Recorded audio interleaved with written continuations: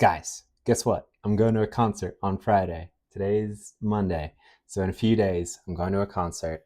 It's a little bit of a ways across the state, but I'm super excited. It's one of my favorite bands. Their most recent album is what I call a spirit album. It is straight channeled. It's amazing. Um, I mention this because someone here, you like, you might be on the fence about going to some live music or some live event that will really make your day. Like, you'll remember it for a long time, if not your entire life. And you should definitely go, even if it's a little far out of your way or it's a little bit expensive. I'm not saying spend your last penny, but you should go to this thing. Okay. Anyway, hi. If you guys are new, my name is Sam. This is Bolt from the Blue Tarot. I'm an intuitive, a card reader, a psychic, a self-described super psychic, which is a thing that I made up because I'm pretty super and I'm psychic. And I've got some cards today for you. We're going to start with the Oracle of Destiny, see what's going on for the collective.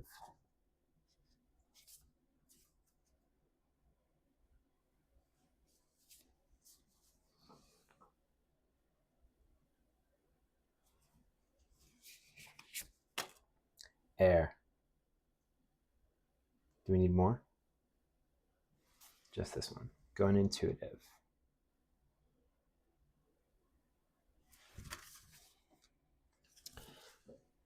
Air. This deck includes all four elements and multiple cards that I would say represent the fifth element of spirit. We're talking about something air. I'm getting internet energy, something in the ether, information transmitted via means that are invisible to us.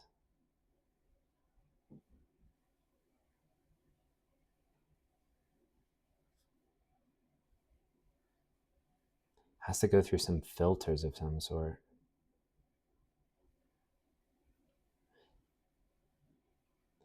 It's almost like I'm getting this from, you see how the air in the vessel of the hand is distorting the color of the clouds behind it, and it's maybe even showing some things that aren't there. Like, it's not a pure, it's not like a crystal clear vase, this vessel. It distorts some things, it amplifies others.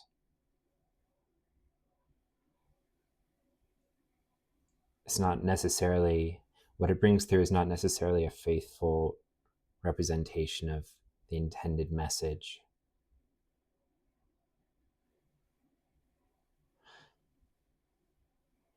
It feels to me like something you're putting out into the world is having to go through a lot of like filters of perception to reach people, and what is reaching them is not always what you intend for them to understand. Air is the sword suit in the tarot, so it's very much about communication,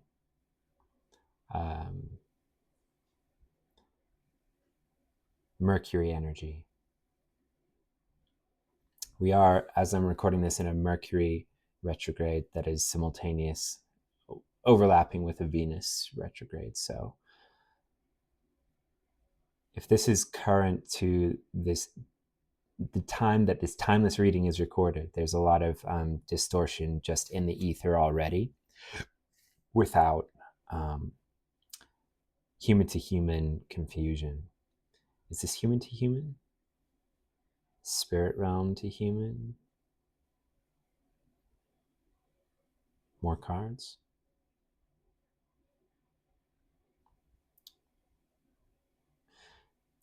Ether is also associated with spirit for some people.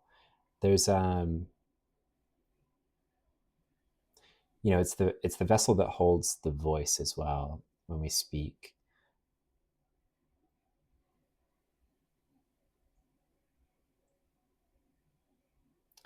You might be misunderstanding your clair senses as well.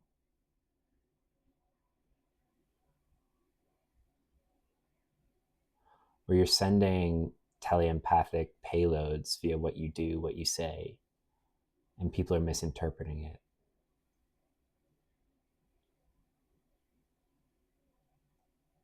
Or spirit can't understand it, perhaps. Perhaps you're not communicating clearly to spirit. This can affect manifestation as well. All right. I'm going to need more cards or else from the book.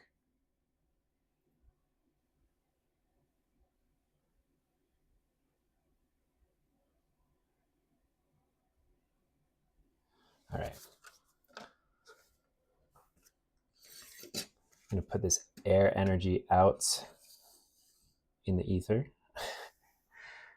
We're going to pull some cards from the Earth Wisdom Oracle.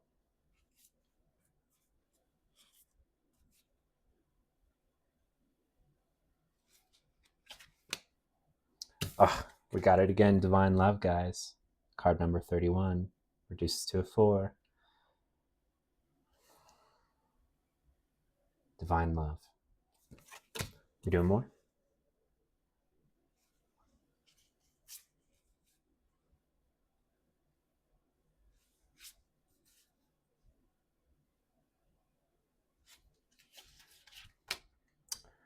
$13. Awareness. 31 and 13. We've got some mirrored numbers going on here. Both reducing to 4s. Doing some more.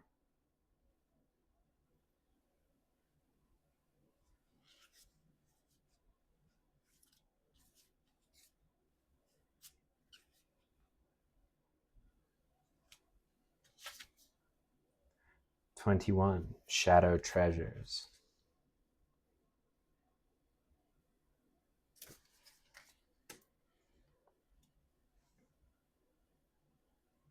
All right, that's it.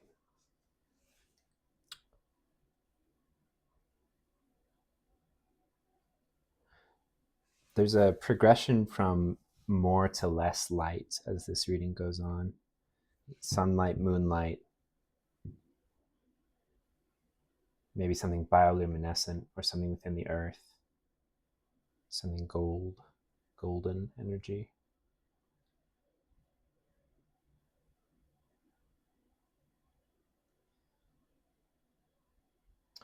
Above, below, and unseen.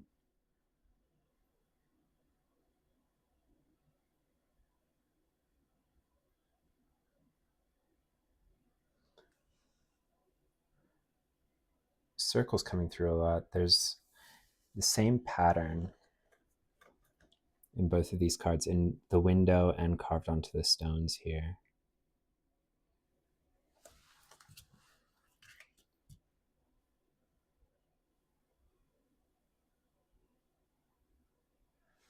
All right. I'm getting some general patterns, but no clear message coming through. We're going to hop into some tarot, which we haven't done in a little while. I'm excited.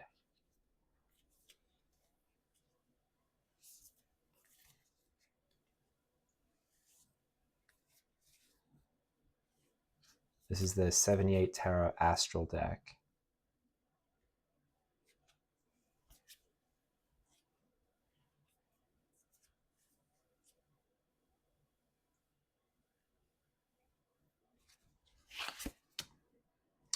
Five of Swords.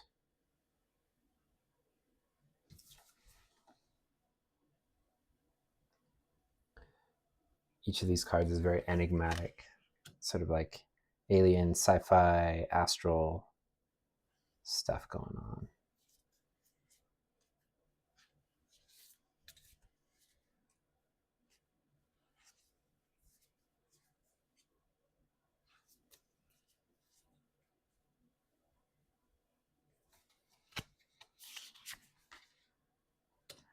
Two of Swords.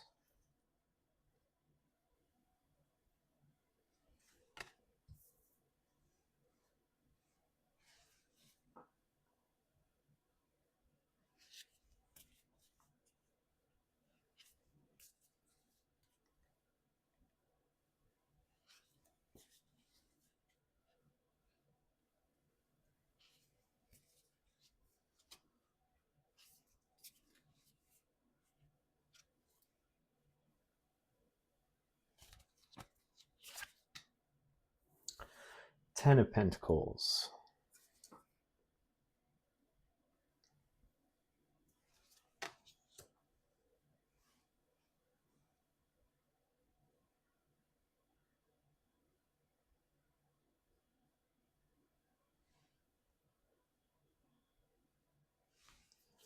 Okay.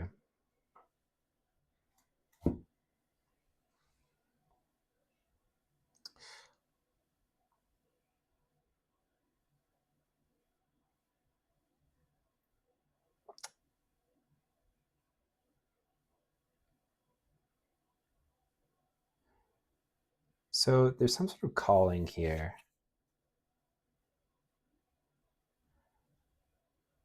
I do think it's a calling. I'm reading these together, which is interesting. I do think it's a divine call. It's a call to do some, I mean, what a lot of people would call light work, right? Some spirit-driven work to make this world a lighter, brighter, and better place, more loving and joyful and hopeful and faithful and beautiful, and heal. But the way that you're being called to do this is maybe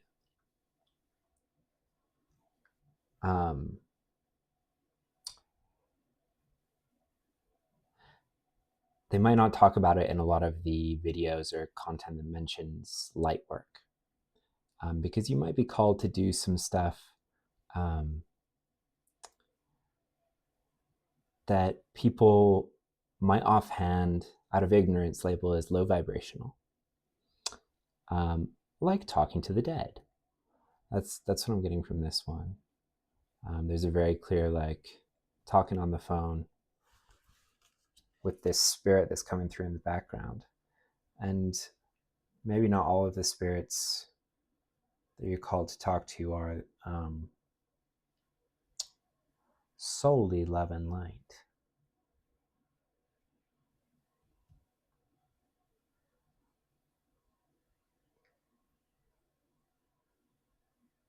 But you know, what I'm getting from these two is just that you straddle a couple of different worlds, right?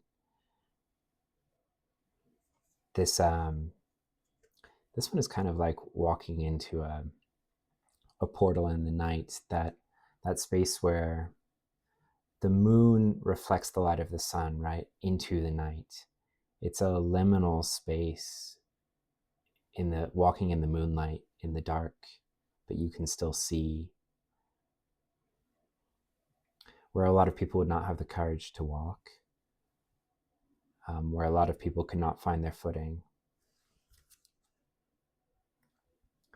But my sense is you can go with courage, barefoot.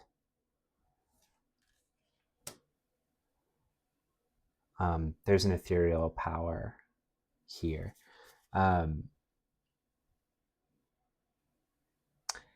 know, this is labeled as light and darkness that she's straddling between with this geometry and the two lightsabers. But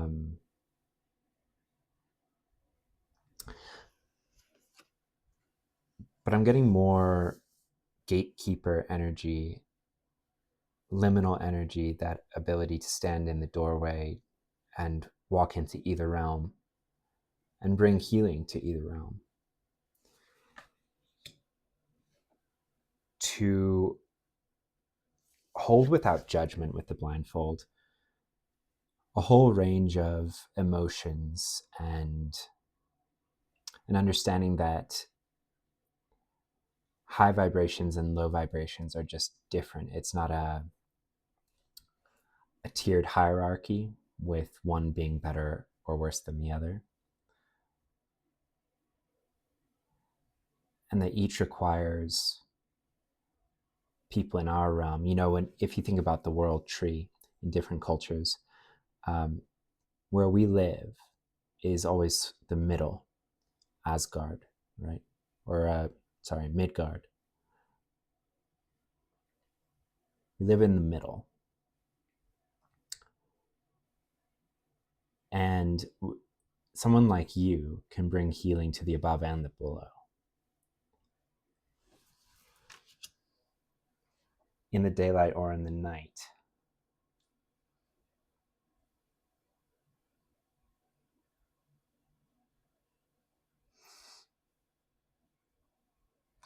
My sense is, though, that this will take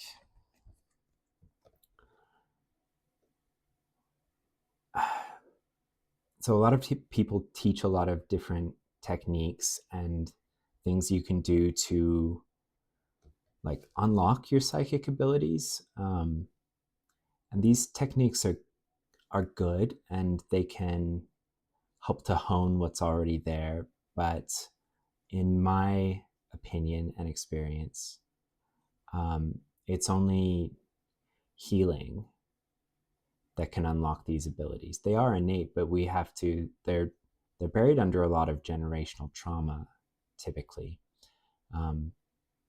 Because typically we're from a long lineage of people who have also had these gifts and who have shut them down or haven't had the courage, the opportunity, or the learning to be able to do it, to be able to unlock these gifts for themselves. It's not always a courage thing, right? It can just be a lack of information, or, you know, they were enmeshed in a cycle of systems that objectified them, that taught them that they weren't powerful.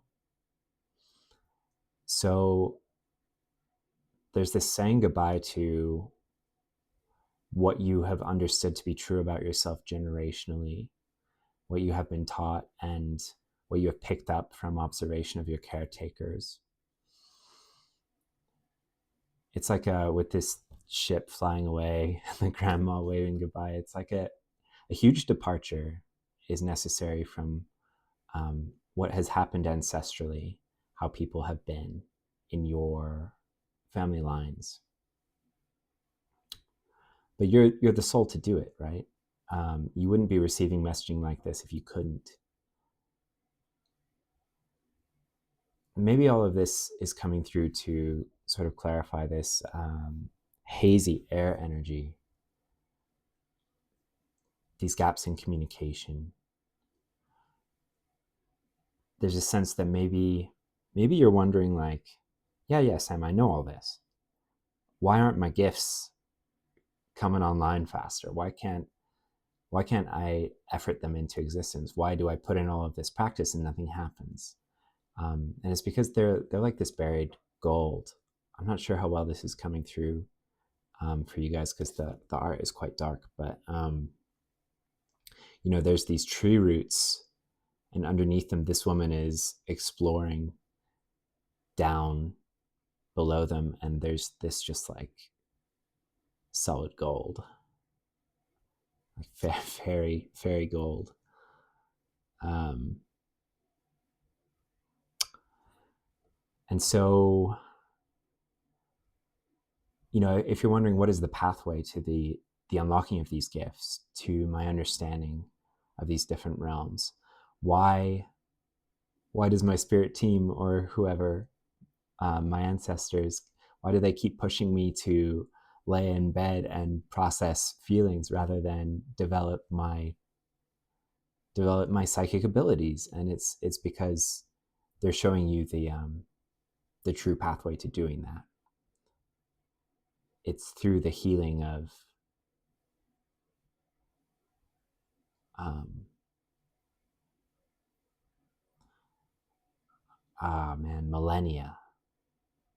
millennia of unfelt feelings and trauma,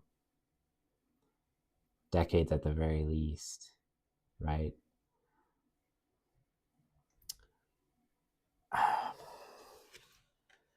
That's the thing about being chosen by your ancestors to do this work, to, you know, to carry this torch.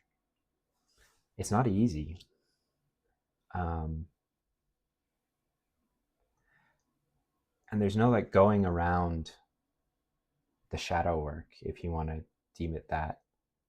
There's no shortcut around the shadow work. The only way is through. the only way to this promised light is through the darkness. It's by not being afraid to face it, to step boldly into it, even though you feel like I should be wearing battle armor, not my, my nightgown or whatever. And yeah, you actually can't go into this with your battle armor on. You have to be very vulnerable and soft. That's the only way we can allow ourselves to feel this fully. I'm being pushed to talk about this, so I will. I just ask my spirit team, my guidance, to speak to me about what is for my highest good to do through the energy that I'm given. And so there will be days when I'm like, ooh, I'm feeling pretty low. Like today is a day when I need to lay in bed. Today may be a day for healing. At the very least, resting with the open-minded perspective that today may be a healing day. And knowing those are the, if anything, if you want to look at it this way, the most productive days in terms of this process. The most productive days here are neither very light nor, they can sometimes get dark, but they're gray days, right? Gray days of healing, after which comes sunny days. They are never without reward. Even if you just think of it in terms of energy, right? Like today I had a rough day so that tomorrow can be really great. We can only feel what we might call positive emotions to the degree that we've felt what we might call negative emotions, right? These, the pendulum swings for us equally in both directions.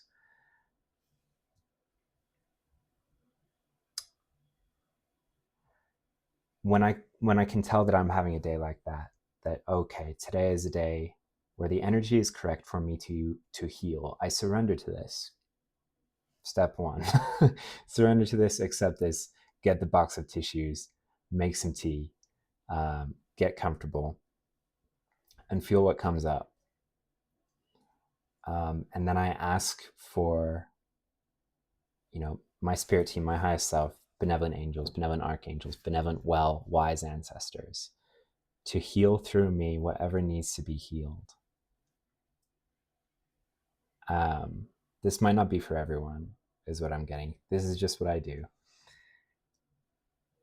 Yeah, this might be a little much for everyone, but you can, the point is you can set intentions like this, and to only heal what is your role to heal, what is for the highest good that you heal, right? That heals through you,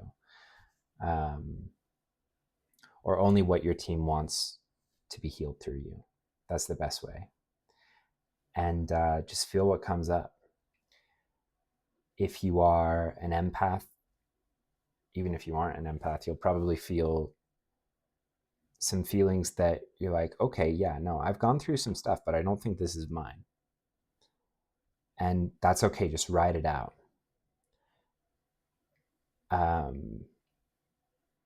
Feel it fully. Allow yourself to sob. Allow yourself to feel bubbling rage. Allow these things to move through you, because it's just energy that needs to be moved. It's stuff, unresolved stuff from past lifetimes, right? And it just needs to move, baby. Like it needs to be resolved. And it's not it doesn't need to be a whole thing, but it does need to be felt. And that is the part that can be very draining. You'll only be given this to do in the amounts that you can handle it. You will never be given anything that you cannot handle.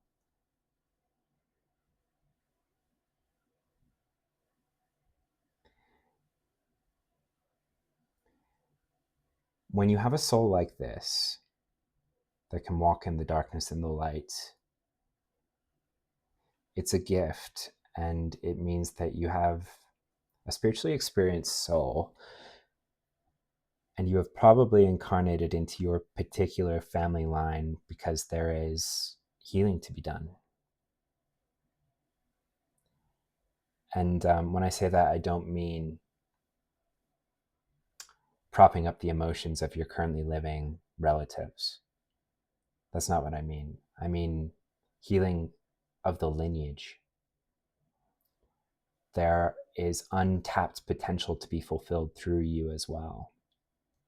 So do you have to deal with, okay, if you choose to do this, right? This is your choice. If you choose to do this, will you be working through a lot of feelings and traumas that possibly aren't yours? Yes. But will you also be inheriting the psychic gifts of an entire lineage? Yes. So this is to remind someone also that there is a huge payoff, like this gold underneath the tree roots is worth the searching. It's worth the digging. It's worth the shadow work. It makes the world a better place, and you heal your ancestors through doing this.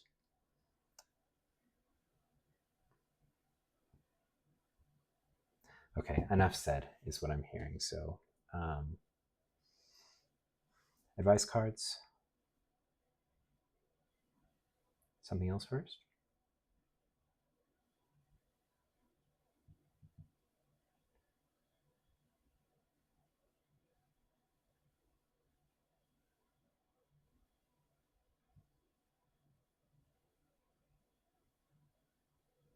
There might be something else from the tarot that wants to be said, so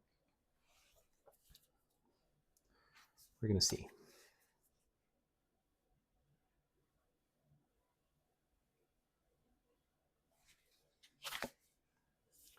The Chariot.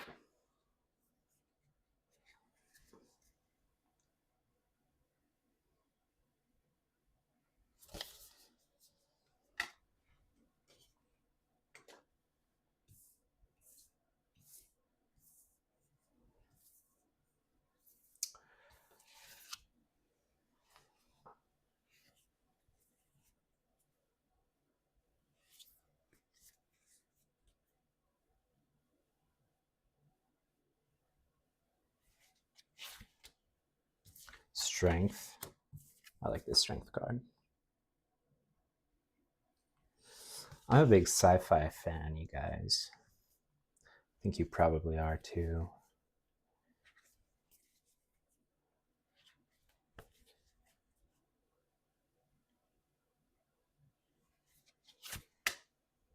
Queen of Cups. Want to do some more? Cool, I'm here for it. I'm excited we're doing tarot.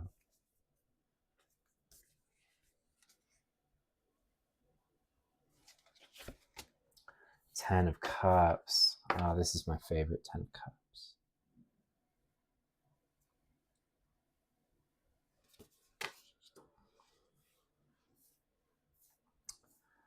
More? Okay. The Chariot, Strength, Queen of Cups, Ten of Cups.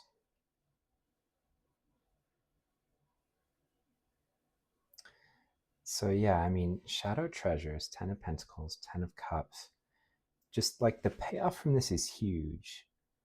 And you might have only thought of this in terms of the spiritual gifts this can bring. Like, yeah, Sam, I'll do this shadow work, but I'm going to need some spiritual gifts. Don't worry, you'll get them. And more is what this is promising. Because this process, there's a reminder here, it's not just about your ancestors. It's about, like, you know, the universe, spirit, has a very elegant way of doing things. Once you fall into your chosen role, once you slip, it's like slipping into this slipstream, um, finding this rhythm, going with this flow. It's like finding the current, and all of a sudden you're in it.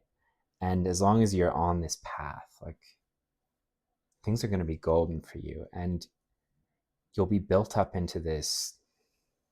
I mean, this Queen of Cups, right? The King of Cups is supposed to be the most psychic, but check out this Queen of Cups real fast. Creator and destroyer of worlds.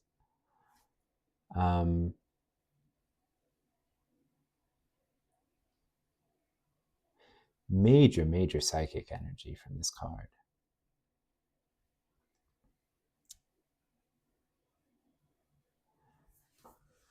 It's like, yeah, there's this very human earthbound realm of psychic stuff, of mediumship that involves, human stuff, dead humans, alive humans, and their energy. But there's a lot more to be channeled. There's a universe to be channeled and explored and communicated with, and other dimensions and higher consciousness. Like, I'm just hearing a whole new world from Aladdin. Like, these gifts will show you, and this process will show you a whole different way to express your gifts, for the universe to speak through you, than you could have ever imagined. And it's going to bring you not just these gifts, but this community, is what I've been building up to, but getting distracted about.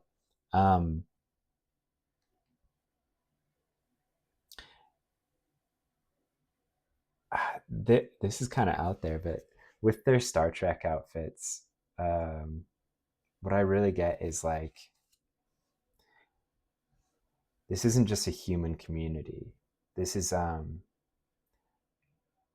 Star Trek, Starfleet is a way for humanity to connect with the stars and to explore other cultures and consciousnesses that we can't even dream of.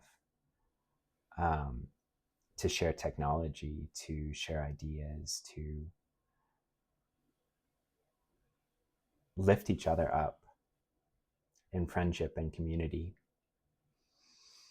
So there's this sense that, like,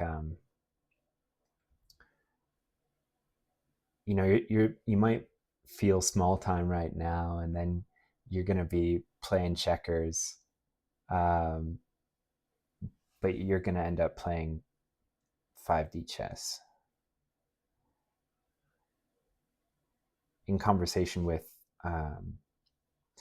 consciousness beyond what you had originally thought possible from your journey. This is really big stuff, like important stuff. To be a mouthpiece for higher consciousness in this way, like, this changes humanity. It can't not. And it brings things into this world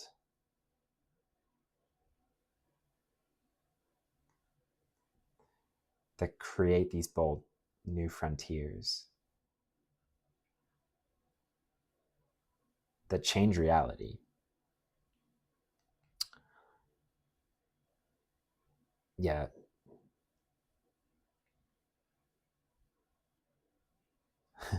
I was reading this book about the tarot, and it was describing how some people see the woman in the Strength card as having controlled the lion, her lower self, her human self, the earthbound 3D self, with psychic powers. Right? Like, why is this woman able to just sit quietly with this lion? Why does it behave for her? First of all, it loves her. She loves the lion, and the lion loves her. But there's a psychic link as well. Yeah, so the chariot is moving you um, via integration with these energies of both the dark and the light into this psychic strength in the earth realm, possibly mediumship. But that is carrying you into something beyond your dreams, something that benefits all of humanity. And the wider community of consciousness is a term that I just coined. So that's cool. All right. Anything else? Okay. I'm going to do a card or two from my storybook deck. If you're new here, this is a deck I made with just some stories from books, movies, TV, things that I channeled spiritual lessons from, is really what it is.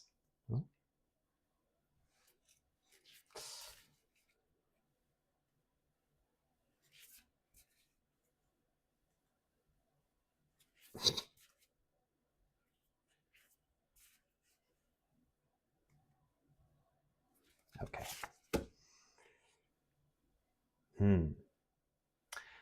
Qui-Gon, Obi-Wan, and Jar Jar in the bongo. This is Naboo Planet Core. What? 31 again. Ones and threes coming out like gangbusters. So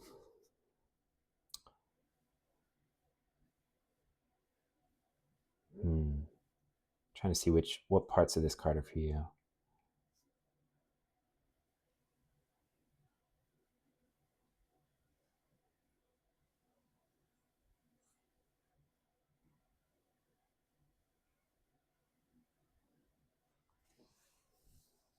With this message, I wouldn't have thought of this card as a possible message.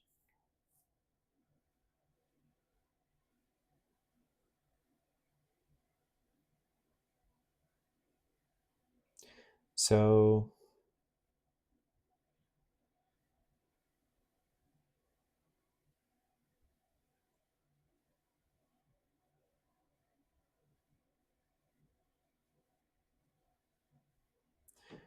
part of this is like, so they're going through this very dangerous underwater area, and their vessel gets chomped on by a big fish. And the Jedi stay very calm, but Jar Jar is freaking out. And what he's observing is like technically correct.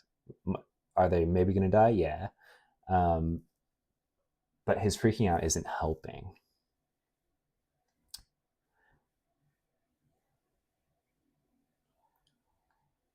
So, part of this is about how faith and meditation bring calm, poise, resilience, and strength.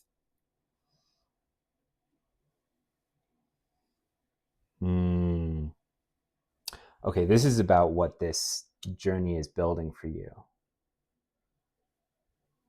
You might be like, Sam, why do I have to go through all this shit?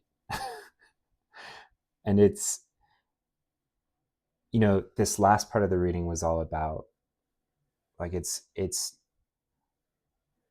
not just that you're this chosen one and your ancestors are piling a bunch of like, I always picture my ancestors putting like big stacks of files on a desk and being like, oh, here's some yeah, when you can get around to this trauma, that would be great. But it's not just that, right? It's not just about you being this martyr for your lineage. It's that your soul wouldn't have taken this on unless there was a good story from which it could learn and have tremendous experiences. So there's a reminder here that this journey isn't just for the benefit of others. It is for the benefit of your soul lessons, and it will make a badass out of you.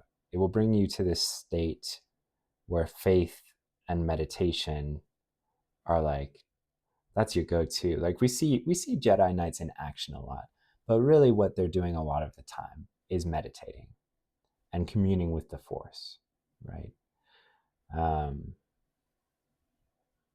practicing their craft and doing a lot of what is actually emotional work. They're always like, search your feelings, right? What do your feelings tell you? And if they have a clouded emotional state, then they can't accurately listen to spirit, in essence. So faith and meditation will become a norm for you, but this whole thing will bring you into this calm, poise, resilience, and strength will be your normal. It will bring you into useful perspectives and states. Is there anything else from this card? We're doing another.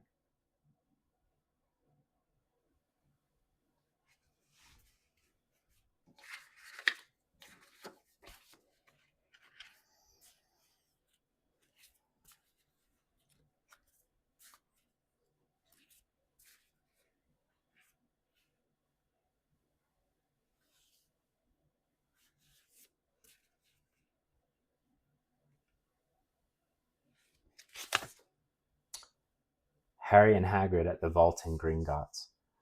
Okay, yeah. So this goes along with this energy.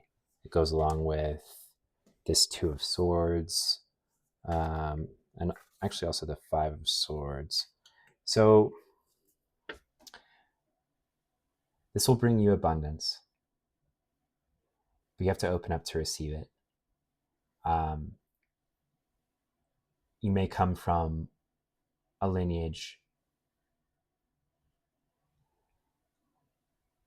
where you have not been taught to receive abundance or that you are worthy of abundance.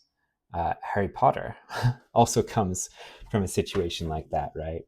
Where he was raised by these people who taught him, like, you settle for the scraps. You don't deserve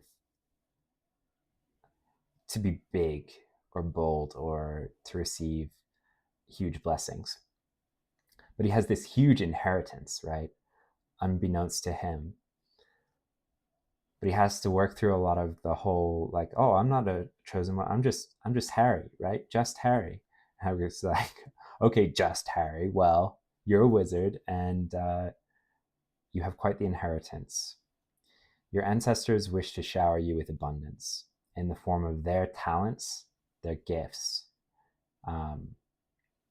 and their spiritual gifts as well.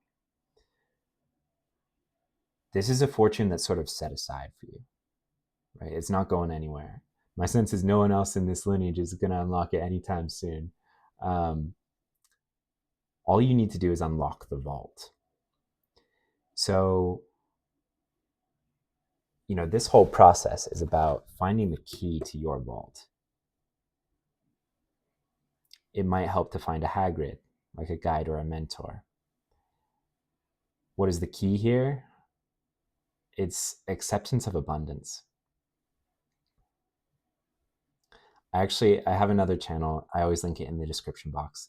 And I have a subliminal audio track that I made essentially for myself because a lot of us struggle with this. And it's just about receiving the good things in life, receiving miracles, receiving abundance from the universe. So that might help you. That's something to check out. The hint here is that you may have to go deep underground. And this can be the underworld, right? This can be those lower vibrational energies, states, feelings. It's also the subconscious. So that's where the subliminals come in and stuff, because we can have these deeply rooted belief systems that we aren't worthy of abundance, even if we do a ton of affirmations, even if we consciously believe, like, no, I'm ready, give it to me, right? If we still have these subconscious beliefs, they will prevent us from receiving it, because this is an energy thing, right? And energy can't come through for us until our conscious and subconscious align. That's the green light that is recognized in the other dimensions. It's like, oh, this person is in alignment fully now. And so they can receive it, and so we can give it, right? They've unlocked the vault. You may have to work with a goblin or two. There's a message here. So the Gringotts employees are all goblins. This bank where his vault is. So you may have to work with a goblin. This could be your shadow self, or some like darker forces, right? Or some spirits that feel a little spooky. But just remember that you can walk this road, right? You are the one who walks fearlessly in the moonlight. Unafraid because they are receptive, because they are open to their own feelings, because they are vulnerable. And they have taken a stance of knowing that this is all for me rather than something that's happening to me. This will transform me. It can't not. And what's waiting for me at the end is gold. Like watch that scene where they open his vault and his eyes just go really big and there's just stacks of gold coins, like from the floor to the ceiling. It's like that in terms of spiritual gifts. Like imagine dozens, if not hundreds, of people, all of whom were spiritually gifted but didn't have the chance to unlock and express them. And so that's just like a deposit that was never cashed. And I don't know if there's spiritual interest here, but it's all in your vault. And the spiritual gifts you unlock are not just from one lifetime. They're unrealized spiritual gifts from a number of lifetimes. And when you take up this banner, when you accept this role, when you choose to heal for a lineage, you also choose to gain this spiritual inheritance. Anything else from here?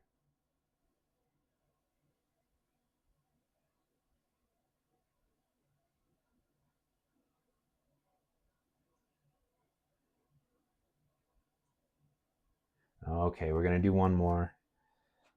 I was like, guys, not another 50-minute video, and they're like, shrug. So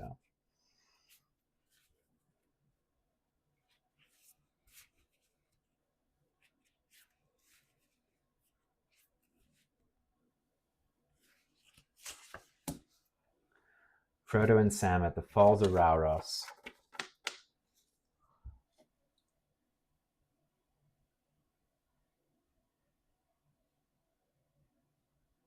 So this card is typically about true loyal friendship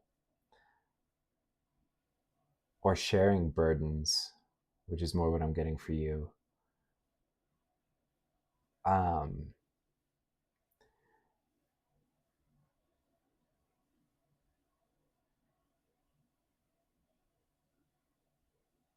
This is a very vague card, so I'm just tuning in to see.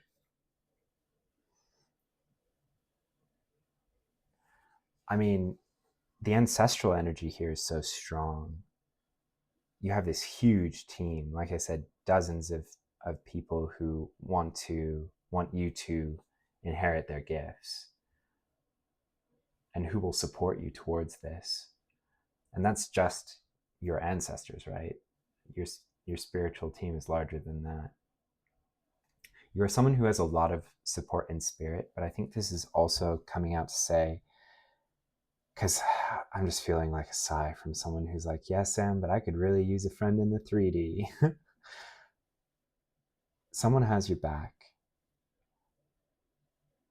There is someone with whom you can share burdens, or there is someone being sent to you who will understand this.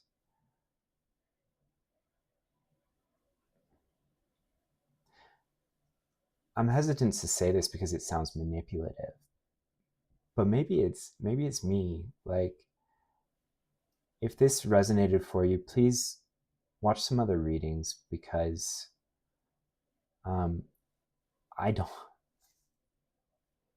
I don't want you to feel alone in this,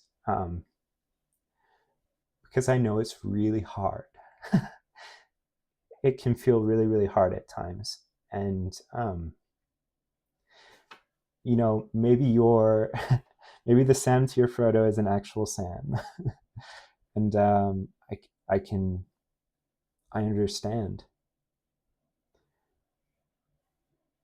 And maybe I can help. So watch the other readings that sparkle for you, that shimmer for you, and let me know in the comments how this is going. It's a heavy burden, but you are more than equipped to carry it. You wouldn't have been chosen by your ancestors if you couldn't 100% take this on. And if you weren't so deeply loved, like, oh, so deeply loved, they're going to move heaven and earth to help you. And I suspect it won't be the last time I read for you either. So keep tuning in, and take good care of yourself. Rest, and know that this work takes a lot of energy. You deserve deep rest. All right, guys, take care, and I will see you in the next one.